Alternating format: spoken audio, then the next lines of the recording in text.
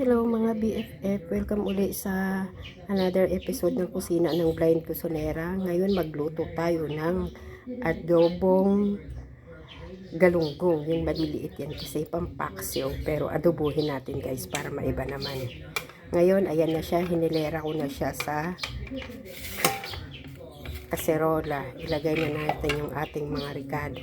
Ayan yung bawang, sibuyas, tapos yung luya. Yan, isa-isahin natin siya. Tapos yung bell pepper, ay ano ba yan? Laurel. Yan.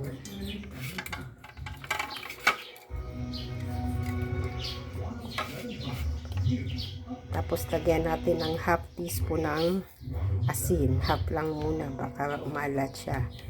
Tapos yung ating suka. Tapos yung ating toyo. Lagyan natin siya ng half din ng magic sarap. Ayan. Tapos ng ating paminta. Ayan mga BFF, sensya na 1 hand uli. Ayan. Mga 3 taktak lang ng ating paminta. Tapos ito yung lagyan natin ng konting liquid seasoning.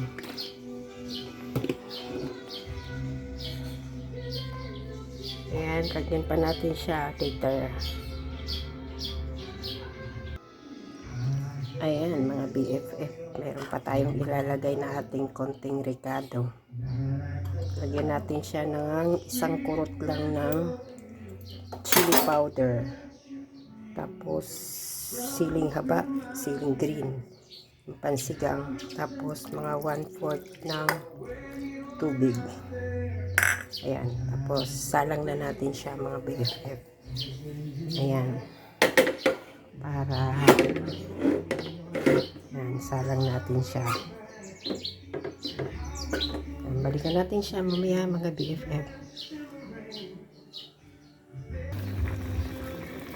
Ayan na mga BFF, amoy adobo na.